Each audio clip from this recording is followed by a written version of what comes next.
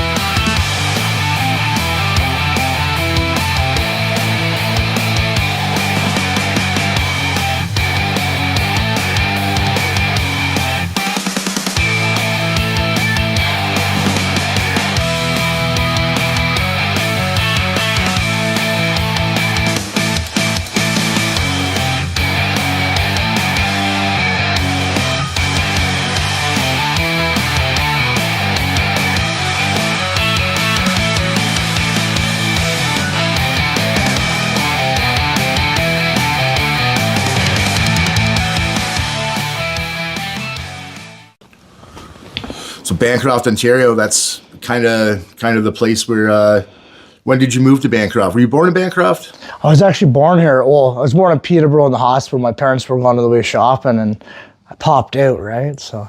But you were, but you were living in Bancroft as a baby? Yeah, I've lived here my entire life, except for a 4-year stint. I went out to Alberta to start fighting, but that was it. It wasn't legal in Ontario at the time, so I had to make the move if I wanted to just go for a career in this. Tell me about a young Cody. Young Cody growing up in Bancroft. What kind of sports were you into growing up? So I played the soccer, Timbit soccer over in Lamab. I played that as a young kid. As soon as I could play football, though, I joined the T-Ox football team. I was one of 3 students in grade 6 who actually got to play in grade 6 and got chosen, but there was like 50, 60 students, so there's always kids that get cut every year. I was one of the lucky ones that got chosen. So I played slot back for the first year. I had to go super hard. I tried to keep up with everybody. They ended up putting me in a running back, seen that I could run a ball really good, and I had quick feet, so it was fun. So I adapted to be one of the best players by the time I was in grade 8. But you can only be as good as your team, right? So the whole time I was playing T-Ox and I was watching T-Ox and watching football, I was watching mixed martial arts the whole time, so I kind of already got a feed into it. Watching Chuck Liddell, Randy Couture back in the day, really getting a hold of people. Chris Lieben back in the day. Then Anderson Silva took over them all. But like that's originally what I was watching when I was playing football in the day. I knew there was wrestling in high school, so I figured we'll try in this little karate gym in town.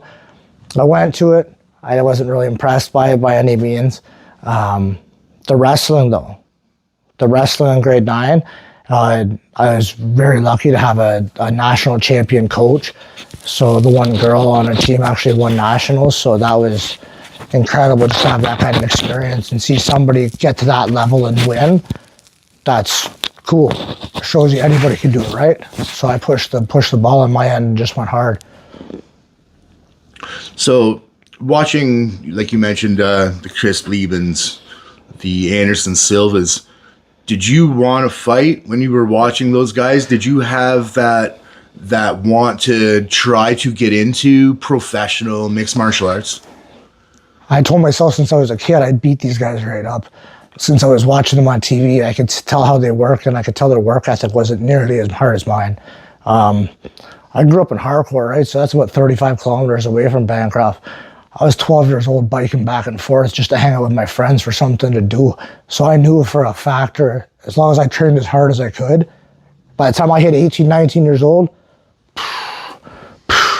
my cardio alone and how much I want to do this will push me to the next level easily. So yeah, for sure, I always looking at these guys like, fuck, maybe I'll get to fight one of these guys one day.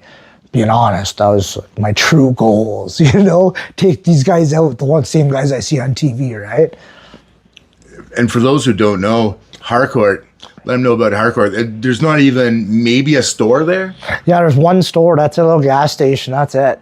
And so other than that, it's animals. Bears, wolves, everywhere. Woods. Yeah, it's woods and lakes. And I'm 10 minutes from Algonquin Park. Yeah, so it's not really maybe a hamlet you would call it, like not even a town or a village. Like no, you drive through it, you missed it. To get to your next biggest place, Bancroft, the big town with 3,500 people. Back then, though, we're probably looking at more like 2,400 people. Like it was people that super don't small. know Bancroft, it's a tiny town. Yeah, it was super, super tiny growing up here. What got you into when you first were going to go pro? Who led you in the direction to go pro?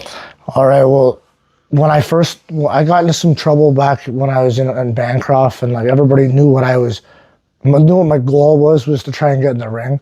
So I got in a little bit of trouble around town, and then I decided, all right, you're either gonna make it or you're gonna break it. So I flew to Alberta. I started living in Edmonton, and I went down to a gym. It was actually called Black Sheep MMA, and I was just lucky, super lucky. It was just a small little gym, but the head trainer was Steve Bergeron. Steve Bergeron was like, I didn't know who the fuck he was at the time, right? Like I didn't know who he was. I didn't really care. I was coming out to show everybody who the fuck I am. That's it. I found out there's a couple fighters in the gym. One guy had 10 pro fights. One guy had 6 pro fights. One guy was in the UFC. So that was the big man I was kind of interested, right? So that big man's Tim Hague. So Tim Hague passed away in the fucking ring when I was out there. I cornered him in a fight right before me, so that's pretty fucked up. But like being honest, just shows you know what I mean? He died a warrior. That's what he wanted, right? Sucks though because he has family. But we got to train hard, Joe. Train hard. You got to like see what I was about. I was a little lightweight. I sparred with that man for the first time ever. He was 285, 6'5". Been in the UFC before. I asked after beating up a couple guys in the gym, like wrestling them, dummying everybody. They're like, well, this guy had 10 fights, you just crushed him. This guy had 6 fights, you just crushed him. Here, how's your stand-up? Because it was just wrestling and submissions, right? So I was mauling them being a nationally ranked wrestler. They're like, oh, go try this. I was like, all right, sounds good, let's try it. So I instantly went over here. So when I went over here, I was like, all right, I hopped into the cage with fucking Tim Hague. So I hopped in the cage with him, I put some headgear on, and they're like, oh, like, take a knee if he hurts you. Take a fucking knee. Like, I'm used to street fighting, buddy. Like, I'm not fucking taking a knee on no man. Like, what the fuck? So we start going. He's lighting me up. He hits me with a couple big ones, bombs my nose, breaks my face a few times. Like, he broke my nose probably 4 or 5 times in 3 minutes that I was sparring him because I didn't move my head very well. I learned that very quickly. I got to move my fucking head. But they all learned, holy fuck, this kid don't stop. He'll just take a shot and keep coming. So I just kept hunting him. The last 30 seconds, I had him up against the cage because I'm like stalking him as he's hitting me. Well, doesn't he try and hit me with a fucking straight right? I timed it and hit him with a double leg takedown and got him on his back up against the cage and started hitting him. It was only 15, 20 seconds, but it was enough where all the coaches and he alone was like, fuck, like, where'd you come from? I told him, Bancroft, little place in the bushes of Ontario, small little town. You guys probably never even heard of it. I'm gonna make everybody know it. Wow. So it was crazy. It was a cool experience just to get out there. And he used to drive me home from practice all the time because like he was from Edmonton and we ended up living in the same area at the time. So it was kind of neat. He'd take me home after practice. We'd shoot shit. He'd always tell me, well, you really think you're that good? You think you're going to be that good? I said, buddy, watch one day. Watch one day. I am going to be what I am. That's it. That's all I know. So it was kind of cool. I got the opportunity to spar with a big man, a heavyweight that used to be in the UFC. He didn't have the greatest career, but he was a guy, right? And I looked at him like he was my coach, right? So I just put it in. Every time they wanted to put work in, let's get to work, right? So like, I'd meet up with him all the time. It didn't matter what time the gym opened, what time the gym closed. If he reached out to me wanting to train, I was ready. Let's go. I only got one thing in life to do is try and make it, right? So like I was there in the works of it, right? So it was sick. It was a good time, right? But is that the same camp that you continued your professional MMA career with? Well, that's actually the ones that gave me the opportunity. So Steve and Tim, Steve actually knows the owner of Unified. So back in the day, Unified was a smaller division. Now it's the biggest promotion in Canada. I had luckily the opportunity because my coach knew him. So he said, hey, I got this young little fighter. Do you guys have amateur cards? He goes, fuck, Cody, sorry, we don't have amateurs. So they had me set up to go down in the States to be on some national thing in the States, to be on a world championship amateur tournament. And then I told him, broke the news. I said, sorry, man, I got a criminal record. I said, they won't let me in the States. He went, what? I said, yeah, man, sorry. I said, fuck. I said, I'm down to fight, though. I said, I don't care how much money it is. Just get me in the ring. Like, I'll fight. Let's do it. You know, so he took that as really, let's do it. So I had told him yes. I signed a contract. He had three fighters pull out on me, trying to get fights for me, and it was weird how nobody wanted to fight me. I'm just a nobody. Nobody knew who I was, right? Well, then I took a fight against Cole Dixon. Cole Dixon at the time, I didn't know, it was his first pro MMA fight. He had a bunch of amateur fights. He wrestled for Team Canada and shit. I didn't know any of this fucking shit at the time. His younger brother and sister were both undefeated at professional MMA. This guy's been their coach the whole fucking time. I didn't know this. I'm going out there like, all right, let's fucking go, right? Boom, takes me down. I'm a good fucking wrestler. And this guy was fast, man. Fucking fast at lightweight, eh? So he took me down a few times. Then he got on top of me and he was just laying there the one time. And he was just laying on me. I fucking hit him with like a little hip and I felt him go up. So I hit him with a re-roll. As soon as I was on top, I kneed him in the belly. He didn't like that. And then I got on his back instantly when he went to roll and fucking choked him until he tapped, right? So that was the first one I got. Honestly, it's the only one I got right now, but that's the only time I actually had a team getting in the ring. So it's pretty cool. But it felt good to get that, right? After that, my gym closed down that I was in. Tim Hague passed away 6 months later. Steve Bergeron dipped. He went and opened up a jiu-jitsu thing down in Las Vegas and do a couple different striking gyms. He went down there. He's a real estate agent with money, right? So he had his career and his fun. So he moved on to bigger things to help teach more people and to bless his knowledge onto more people, right? So he's a cool man for doing that, but like, he got me in there, right? Well, after I got that 1-0, all of a sudden I got calls from everybody. Hey, you want to fight? You want to fight? You want to fight? Hey, I'm a street fighter. I can't turn on a fucking fight, man. I don't give a fuck. You want to fight? Well, let's go, I guess. Like, start swinging. See what happens, right? So, like, that's all it went down, man. I took down a whole bunch of fights after that. 3 days notice, 7 days notice, 2 week notice. Fuck, I haven't had a fight for more than 2 week notice for all my fights except for my first one. So I just can't wait to have the opportunity at heavyweight now and fight some big, slow guys. Because I ain't slow no more, not compared to everybody else. So it's going to be fun. And that's what you want to get into now is you bare knuckle boxing. Well, I'm down to do bare knuckle boxing. See, actually, I can correct this for you right now because I've honestly been out in the open trying to fight anybody. I've been offering boxing MMA, fights, MMA, bare knuckle. I had 4 different fight contracts when I took that fight contract for bare knuckle. It was just that was the first one that actually sent me a contract. All the other promotions are like, oh, would you fight this guy? I just reply yes. I don't think about it. I just gotta reply yes. I don't need to know who the fuck you are. You're another human being, and I've been training my whole life to show everybody what I'm about. I don't care who you are. Sign that line. We'll get in there. We'll get busy. That's it. Let's just sign that line and let's get going, right? Compared to a lot of fighters who will pick and choose. Yes, a lot of fighters to have the easiest path to where they want to be. You don't care. No, I know I'll make it where I need to go at the end of days. I'm not worried. I will fight anybody until the right people see me, and then everybody in the world will get to see the opportunity. Other than that, I don't really mind. I'll just sit there and train. Everybody around me knows I know my thing. I can train anybody and I'll teach anybody in 30 minutes I can change your mind. Teach you how to move properly just instantly.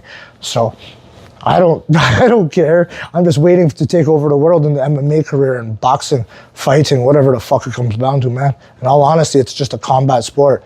I'm just ready to take over people, man. So it's gonna be fun. And in the meantime, now you are training other young people. And Tell us about your gym. So I actually opened Bancroft Boxing and Grappling. I opened it April 1st. So I've had over 130 people come to this gym since April 1st.